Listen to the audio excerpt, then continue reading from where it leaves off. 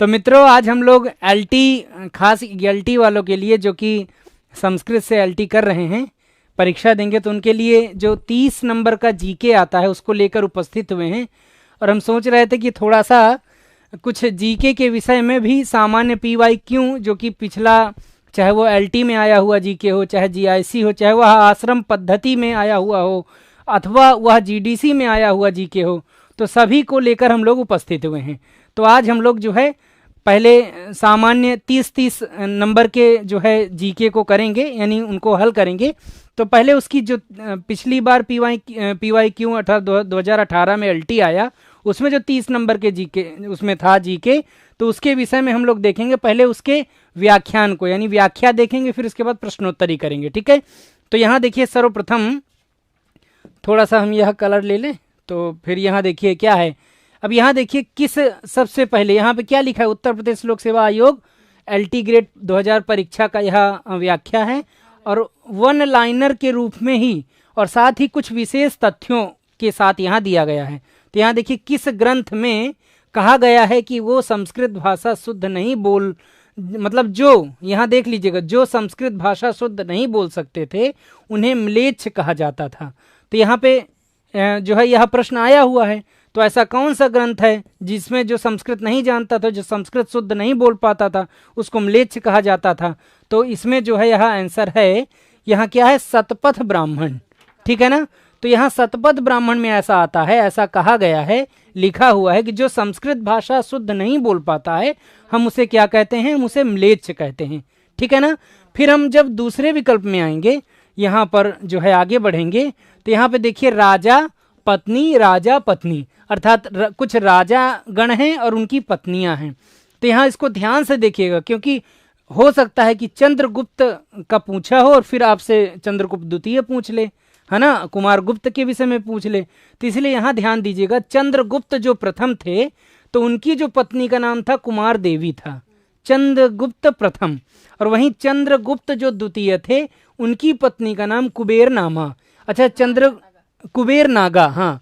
अच्छा, यहाँ पे चंद्रगुप्त जो द्वितीय हैं, याद रखिएगा, द्वितीय का कुबेर, तो कुबेर नागा, नागा लगा दीजिएगा।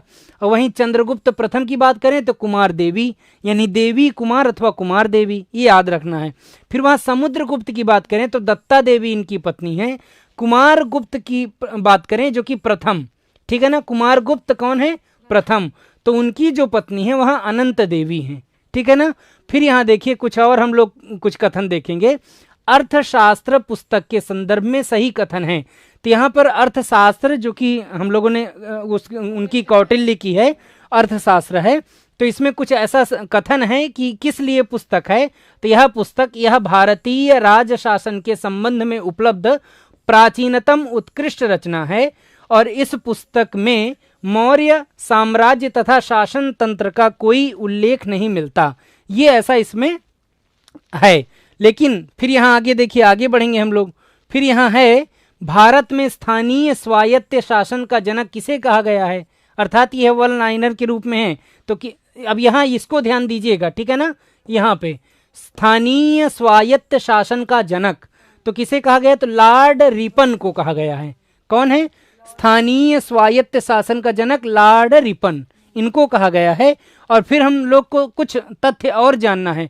अब यहाँ देखिए, इन्हें भी जानना है कि लॉर्ड रिपन जो है वह जो जनक थे वह 1880 से लेकर 1884 तक थे। ठीक है ना, कितने तक थे, 18 से। और प्रमुख कार्य इनके देखेंगे तो क्या प्रमुख कार्य हैं इनके, तो यहाँ देखेंगे प्रथम फैक्ट्री एक्ट 1981, क्षम्यताम 1881, ठीक है ना, प्रथम फैक्ट्री एक्ट। और फिर नमक कर को कम कर दिया, ठीक है ना, नमक का भी कर लगता है तो उस नमक कर को भी इन्होंने कम किया। फिर क्या है, हंटर आयोग की नियुक्ति 1882, 1900 बार बार आ रहा है, 1882, ठीक है ना, प्राथमिक शिक्षा से संबंधित, हाँ, हंटर आयोग। फिर इसमें जो है वर्नाक्यूलर प्रेस एक्ट को 1882 में समाप्त कर दिया। ठीक है, ये कार्य इन्होंने किया। अकाल संहिता जो है 1883 ईस्वी में रिपन के समय बनी थी, अर्थात वह जो हार्ड रिपन थे, ठीक है ना, यही था ना नाम, हाँ, लॉर्ड, हाँ, लॉर्ड रिपन, ठीक है ना। तो इन्होंने क्या किया, अकाल संहिता जो है 1883 ईस्वी में रिपन के ही समय बनी थी, ये जो अकाल संहिता थी। फिर नगर पालिका का गठन जो है इल्बर्ट बिल विवाद, यह भी 1883 से लेकर 1884 के ही बीच में हुआ, ठीक है ना, इल्बर्ट बिल विवाद जो है। और नगर पालिका का गठन भी हुआ, ठीक है ना, इन्हीं के समय, और हाँ लॉर्ड रिपन के समय। फिर देखिए यहाँ ऊपर चलेंगे, यहाँ देखिए रिपन ने मैसूर राज्य को उसके पुराने शासक को वापस कर दिया उसी समय, ठीक है ना, जब वह जो है था। स्थानीय स्वशासन की शुरुआत 1882 में हुआ, अर्थात जो स्थानीय स्वशासन की शुरुआत हुई तो वह कब हुई, 1882 में। अब यह आपके लिए इंपॉर्टेंट है क्योंकि एलटी 2018 में आया है, ठीक है। प्रथम वास्तविक जनगणना जो है वह 1881 में कश्मीर व नेपाल को छोड़कर सभी जगहों पर की गई थी, ठीक है ना।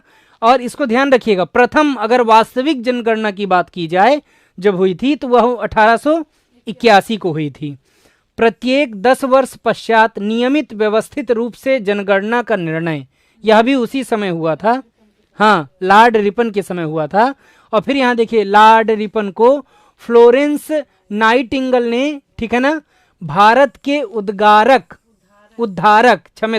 भारत के उद्धारक की संज्ञा दी थी। किसने दी थी, यह भी ध्यान रखिएगा।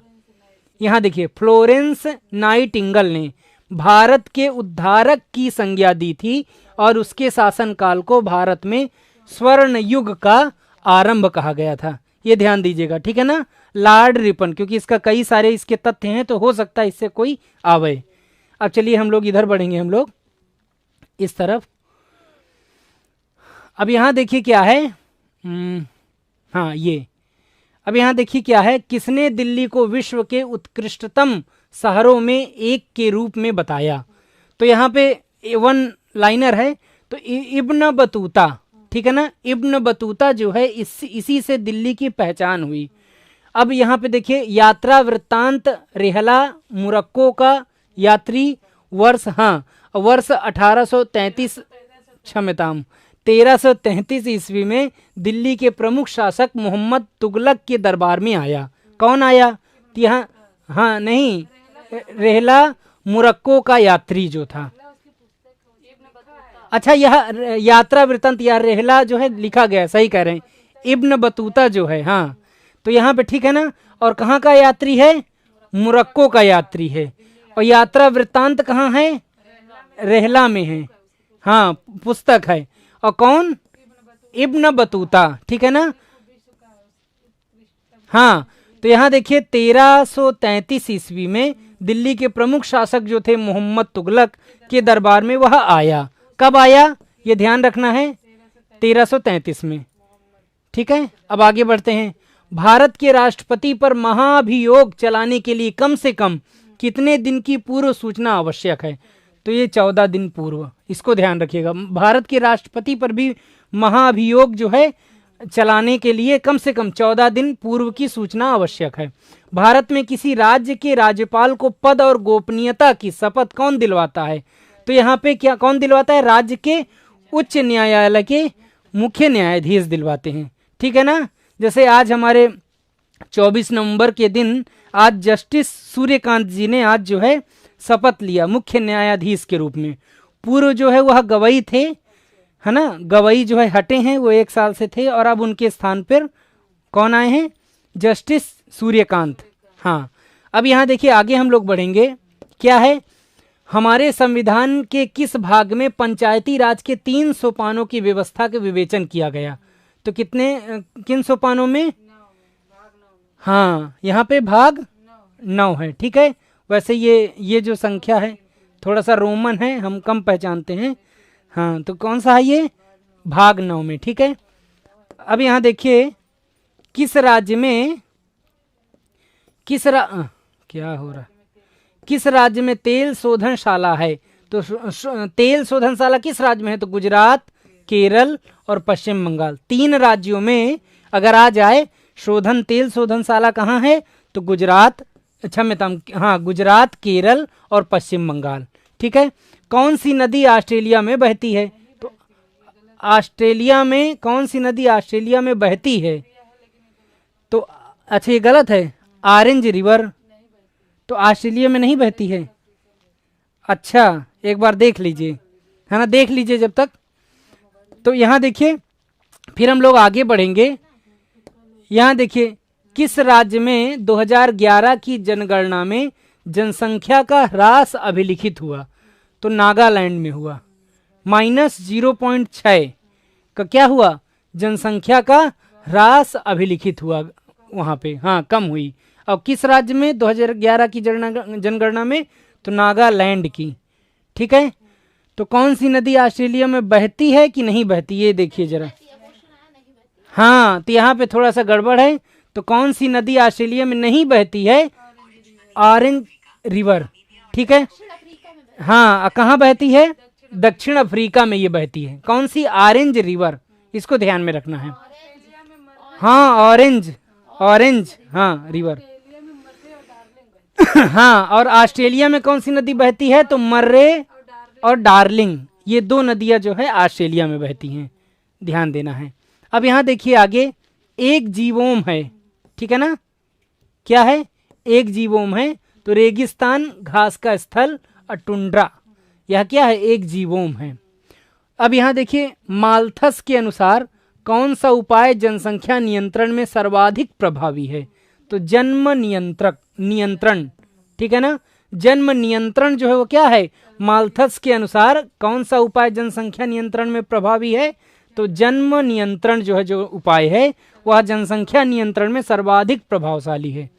अब यहाँ देखिए, हम लोग कुछ राज्य तेल शोधनशाला देख लेंगे। अब यहाँ राज्य हैं और तेल शोधनशाला। तो यहाँ गुजरात देख लीजिए, तो यहाँ कोयाली, ठीक है ना, वाडी नगर है, अजामनगर है। केरल में क्या है? कोच्चि है। पश्चिम बंगाल में कौन सा है? हल्दिया है, ध्यान रखिएगा। असम में क्या है? डिगबोई, नुमालीगढ़ है, गुवाहाटी है, अब बोंगाई गांव है, ठीक है ना। डिगबोई, नुमालीगढ़, गुवाहाटी अब बोंगाई गांव, ठीक है ना। उत्तर प्रदेश में मथुरा है, तेल शोधनशाला है मथुरा में, उत्तर प्रदेश में। बिहार में बरौनी है। तमिलनाडु में क्या है? नागापट्टनम है, ठीक है, हाँ नागापट्टनम, जैसे विशाखापट्टनम है वैसे ही नागापट्टनम, ध्यान देना है। फिर दुधवा नेशनल पार्क यदि पूछा जाए तो किस राज्य में है? तो यह उत्तर प्रदेश में है। और कहा जाए किस जिले में है? तो लखीमपुर खीरी में है, ठीक है ना। चलिए आगे बढ़ते हैं हम लोग। अब यहाँ देखिए, वर्ष 2022 में कुल प्रजनन दर जो है TFR सर्वाधिक बिहार में जो है 3.0, ठीक है ना, कितना? 3.0 में तो, और सबसे कम दिल्ली एवं तमिलनाडु में, दोनों जगह दिल्ली और तमिलनाडु में 1.3 का जो है में है। और जबकि उत्तर प्रदेश में TFR 2.6 है। और किसका ही? 2022 में कुल प्रजनन दर है TFR, ठीक है ना, सर्वाधिक बिहार में है। और सबसे कम की बात की जाए तो दिल्ली और तमिलनाडु में 1.3 है, और जबकि उत्तर प्रदेश में कितना है? 2.6 है, ठीक है ना। अब यहाँ देखिए, भारत में महाविभाजन का वर्ष जो है वह किस रूप में जाना जाता है? तो भारत में जो महाविभाजन का वर्ष है वह 1981 के रूप में जाना, 21 जो है, ठीक है ना। तो 1921 जो है 21 के रूप में जाना जाता है, ठीक है। महाविभाजन वर्ष के रूप में हम कितना जानते हैं? 1921 को जानते हैं, ठीक है। चलिए आगे बढ़ते हैं हम लोग। अब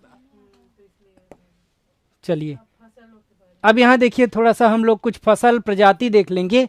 अब यहाँ देखिए, फसल है, प्रजाति है। मूंगफली जो है वह किस प्रजाति की है? कौशल प्रजाति की है। और अलसी की बात करें तो वह सुरभि प्रजाति की है ना। और सरसों की बात की जाए तो यह वरदान प्रजाति की है। और चना की बात की जाए तो यह उदय प्रजाति की है। किसकी? उदय प्रजाति, हाँ। अच्छा, किस रोग का प्रतिजैविक द्वारा निदान नहीं किया जा सकता? कुछ ऐसा रोग है जो प्रतिजैविक द्वारा निदान नहीं किया जा सकता, क्या है? खसरा है, ठीक है। फिर यहाँ देखिए थोड़ा सा, आविष्कारकर्ता, फिर वही है। तो यहाँ कंप्यूटर की बात की जाए तो चार्ल्स बैबेज ने जो है इन्होंने आविष्कार किया। अब बैरोमीटर की बात की जाए तो ई टॉरिसेली ने आविष्कार किया। वहीं रेडियो की बात की जाए तो मार्कोनी ने किया। वही यदि डायनेमो की बात की जाए तो माइकल फैराडे ने किया। किसने किया? माइकल फैराडे ने। फिर आगे बढ़े यदि तो पदार्थों में से किसकी चालकता ताप क्रम के साथ बढ़ती है? तो किसकी बढ़ती है? तो जर्मेनियम की बढ़ती है। ठीक है ना, किसकी बढ़ती है? जर्मेनियम की बढ़ती है। हाँ, आया हुआ है। और फिर यहाँ देखिए विजयनगर साम्राज्य के 4 महत्वपूर्ण राजवंश की यदि हम बात करें तो राजवंश, अवधि और संस्थापक। तो यदि संगम राजवंश की बात की जाए, ठीक है ना, तो 1936 से लेके 1336 से लेकर 1485 तक जो है हरिहर और बुक्का के इसके संस्थापक थे। अवधि कब से है? 1336 और 1485 तक। वहीं सुलु जो है राजवंश की यदि बात की जाए, किसकी? सुलुव, है ना। हाँ, तो यह 1485 से लेकर 1505 तक है। सलुआ नरसिम्हा ने इसके जो है संस्थापक रहे हैं। फिर वहीं जो है सुलु है, फिर यहाँ देखिए तुलुआ है। ठीक है ना, यहाँ इसको ध्यान दीजिए, सुलुआ के सलुआ नरसिम्हा हैं और तुलुआ के 1505 से लेकर और 1570 तक वीर नरसिम्हा और नरसा नायक हैं इसके संस्थापक। फिर वहाँ अरबिंदु है, 1570 से लेके 1650 तक है। यहाँ तिरुमाला, तिरुमाला जो है एल्लूर में पड़ता है। एल्लूर के अंतर्गत ही तिरुमाला है। विजयवाड़ा, एल्लूर, एल्लूर से यानी दो। हाँ, तो ये वहीं उन्हीं के नाम से तिरुमाला वहां पड़ा ना, तो ये संस्थापक हैं। ठीक है ना, तिरुमाला। चलिए आगे बढ़े हम लोग। अब यहाँ यात्री देख लेंगे शासन काल के दौरान और देश। ठीक है ना, अब यहाँ देखिए इब्न बतूता जिसकी हम लोगों ने बात की पहले। ठीक है ना, यह हरिहर और बुक्का शासन काल के दौरान पे आए थे। हरिहर और बुक्का का शासन काल था। और देश कहाँ से आया था? मोरक्को से आया था। वहीं निकोलो डी कोंटी की यदि बात की जाए तो यह देवराय प्रथम के राज्य में आए थे शासन काल में। और किस देश से आए थे? इटली से आए थे। वहीं अब्दुर रज्जाक की यदि बात की जाए तो यह देवराय द्वितीय शासनकाल के दौरान आए और फारस से आए, यानी फारसी थे। वहीं यदि दुआरते बारबोसा की यदि बात की जाए तो यह कृष्णदेव राय के समय में आए शासनकाल में। और कहां से आए? पुर्तगाल से, अर्थात पुर्तगाली थे। ठीक है। वहीं डोमिंगो फेस की यदि बात की जाए तो कृष्णदेव राय हैं, उनके शासनकाल में ये आए और ये भी पुर्तगाल से आए। फारनाओ नून्स की बात की जाए तो अच्युत देव राय के शासनकाल में ये आए और कहां से आए? पुर्तगाल से आए। ठीक है ना। हाँ, अब यहाँ पे जो है हम लोगों ने क्या किया? अभी व्याख्या अर्थात वन लाइनर हम लोगों ने व्याख्या पढ़ा।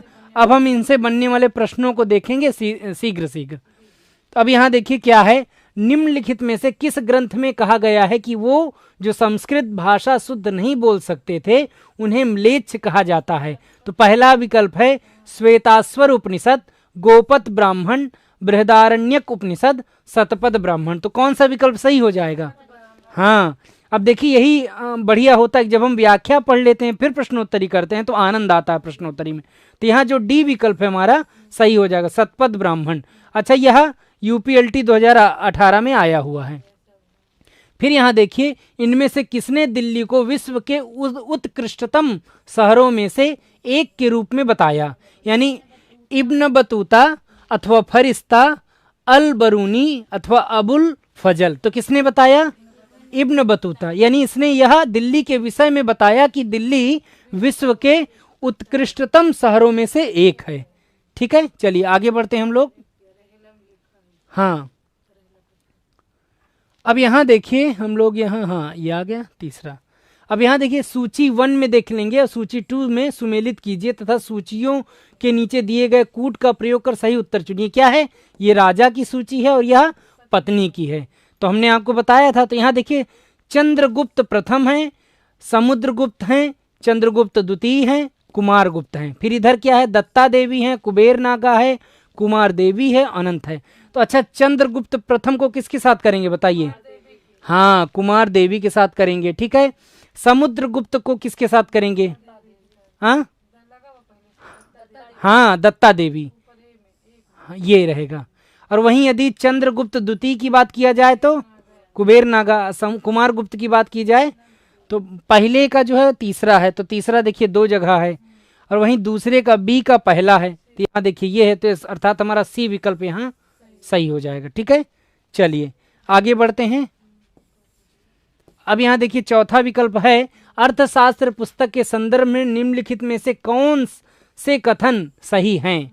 तो यह भारतीय राज्य शासन के संबंध में उपलब्ध प्राचीनतम उत्कृष्ट रचना है। इस पुस्तक में मौर्य साम्राज्य तथा शासन तंत्र का कोई उल्लेख नहीं है। नीचे दिए गए कूट में प्रयोग उत्तर सही उत्तर हमें चुनना है। केवल एक सही है, केवल दो सही है, केवल सी और एक दो सही है, अथवा ना तो एक और ना ही दो सही है। क्या सही है? सी सही है। यहाँ पे एक और दो दोनों सही हैं। ठीक है ना? हाँ, राज शासन के संबंध में उपलब्ध प्राचीनतम उत्कृष्ट रचना है यह कौटिल्य की, और मौर्य साम्राज्य का शासन तंत्र का कोई उल्लेख वहां हम नहीं मिलता हमें। चलिए आगे बढ़े हम लोग। अब यहाँ देखिए, हाँ, भारत में स्थानीय स्वायत्त शासन का जनक किसे कहा जाता है? लॉर्ड लिटन को, लॉर्ड कर्जन को, लॉर्ड रिपन को, डलहौजी को। हाँ, तो इसीलिए इसका रिपन जरूर हमें याद रखना है। हाँ, लिटन और कर्जन भी हैं लॉर्ड, तो लॉर्ड रिपन, यह हमारा सही उत्तर हो जाएगा। आगे बढ़ते हैं हम लोग। अब यहाँ भारत के राष्ट्रपति पर महाअभियोग चलाने के लिए कम से कम कितने दिन की पूर्व सूचना आवश्यक है? 7 दिन, 21 दिन, 14 दिन, 30 दिन। तो 14 दिन। ठीक है, अब आगे बढ़ते हैं हम लोग। अब यहाँ देखिए, भारत में किसी राज्य के राज्यपाल को पद और गोपनीयता की शपथ कौन दिलवाता है? भारत का राष्ट्रपति, भारत का उपराष्ट्रपति, राज्य के उच्च न्यायालय का मुख्य न्यायाधीश, राज्य की विधानसभा का अध्यक्ष। तो क्या हो जाएगा? हाँ, उच्च न्यायालय के मुख्य न्यायाधीश दिलवाते हैं। चलिए अब इधर आएंगे, तो कौन सा है? 8वां, है ना? अब यहाँ देखिए, हमारे संविधान के किस भाग में पंचायती राज के 3 सोपानों की व्यवस्था का विवेचन किया गया है?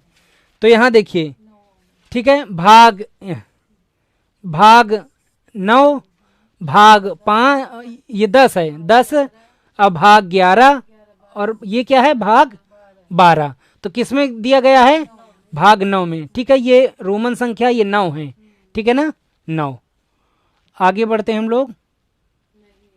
अब यहाँ देखिए, निम्नलिखित में से किस राज्य में तेल शोधनशाला नहीं है? तो गुजरात में नहीं है, केरल में नहीं है, छत्तीसगढ़ में नहीं है, अथवा पश्चिम बंगाल में नहीं है। किस में नहीं है? छत्तीसगढ़ में नहीं है। सी विकल्प हमारा सही हो जाएगा। अब यहाँ देख लीजिए, निम्नलिखित में से कौन सी नदी ऑस्ट्रेलिया में नहीं है, नहीं बहती है ना? तो नहीं बहती है, तो हंटर रिवर नहीं बहती, ऑरेंज रिवर नहीं बहती, अथवा फ्लिंडर्स रिवर नहीं बहती, अथवा गिलबर्ट रिवर नहीं बहती। हाँ, तो ऑरेंज रिवर, अच्छा वहाँ है, बस नहीं, थोड़ा सा मिस्टेक है, वहाँ नहीं बहती रहना चाहिए, तो यहाँ पे सी विकल्प हो जाएगा, ऑरेंज रिवर। ऊपर चलेंगे हम लोग थोड़ा सा। निम्नलिखित में से किस राज्य में 2011 की जनगणना में जनसंख्या का ह्रास अभिलिखित हुआ है? केरल, सिक्किम, नागालैंड और मणिपुर। किसमें हुआ है बताइए? हाँ, तो नागालैंड में हुआ है। कितने पॉइंट हुआ है जी? -0.33 है ना? हाँ, ह्रास हुआ है ना, ह्रास अभिलिखित हुआ है।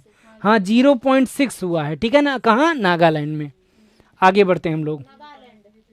अब यहाँ देखिए, माल्थस के अनुसार निम्नलिखित में से कौन सा उपाय जनसंख्या नियंत्रण में सर्वाधिक प्रभावी है? युद्ध, आपदा, जन नियंत्रण, अथवा सामाजिक बुराइयां। तो कौन सा? जन्म नियंत्रण हो जाएगा। यहाँ पे अधिक यह प्रभावी है। ठीक है, जनसंख्या के नियंत्रण में। आगे देखेंगे हम लोग। अब यहाँ देखिए, निम्नलिखित में से कौन सा एक जीवोम नहीं है? रेगिस्तान, अथवा पारिस्थितिक तंत्र, अथवा घास का स्थल, अथवा टुंड्रा। तो कौन नहीं है? तो हाँ, यहाँ पे पारिस्थितिक तंत्र जो है नहीं है। ठीक है, किस में नहीं है? जीवोम में नहीं है। आगे बढ़ेंगे हम लोग। अब यहाँ देखिए दुधवा नेशनल पार्क निम्नलिखित में से किस राज्य में स्थित है? असम, राजस्थान, उत्तराखंड, उत्तर प्रदेश। तो कहाँ पे स्थित है? उत्तर प्रदेश में। अब यहाँ देखिए क्या है अग्रिम, राष्ट्रीय परिवार स्वास्थ्य सर्वेक्षण के चतुर्थ वक्र के अनुसार वर्तमान में TFR कुल प्रजनन दर बच्चे प्रति महिला हैं। तो 2.2 है, 2 है, 4.2 है, 3.2 है अथवा 4.5 है। बताइए तो कितना हो जाएगा? यहाँ तो 2.2 है। ए विकल्प हमारा सही हो जाएगा। यहाँ पे क्या दिया है? चतुर्थ चक्र के अनुसार वर्तमान में TFR, ठीक है ना, तो 2.2 है। यह उत्तर यहाँ सही हो जाएगा। अब आगे बढ़ेंगे हम लोग, इधर वाला है।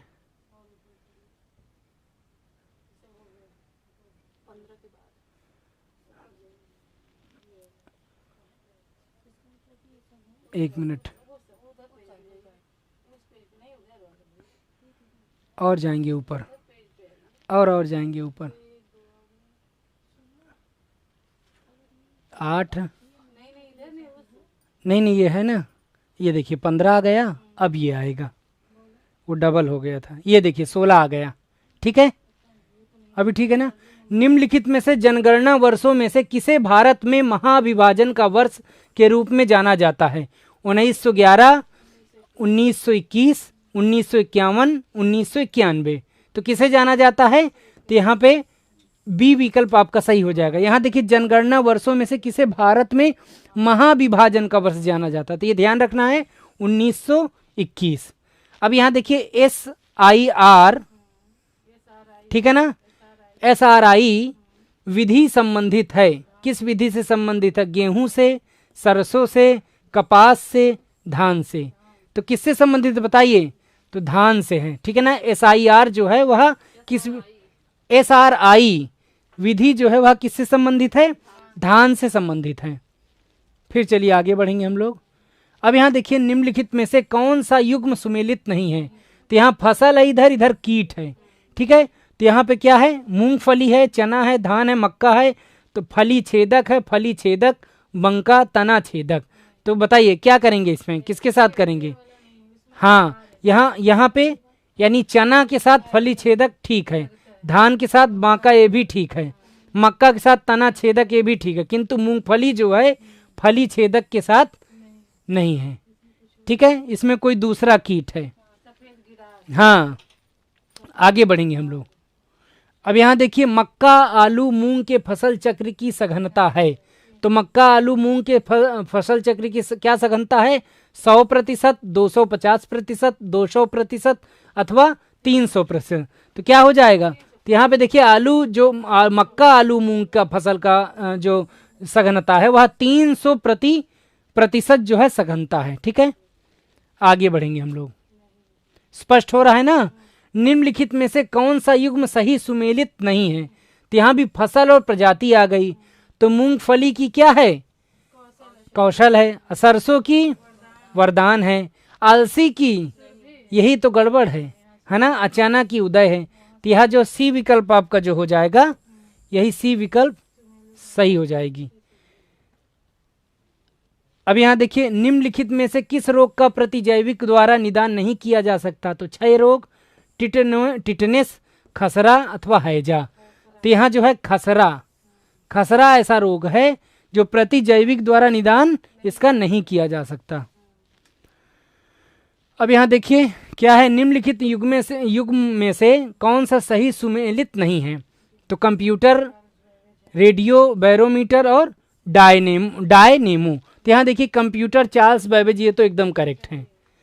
रेडियो यह हमको नहीं लगता कि करेक्ट है, गलत है, यह इसके दूसरे हैं। बैरोमीटर के क्या है? ई टॉरी सेली हैं, सही है। डायनेमो के भी क्या हैं? माइकल फैराडे हैं। किंतु रेडियो के कौन है बताइए? मार्कोनी है रेडियो के। ठीक है ना, रेडियो के मार्कोनी है। तो इसलिए यहाँ जो युग्म होगा वह बी विकल्प एकदम क्या हो जाएगा? गलत हो जाएगा। हाँ, सही हो जाएगा, यहाँ गलत हो जाएगा। अब यहाँ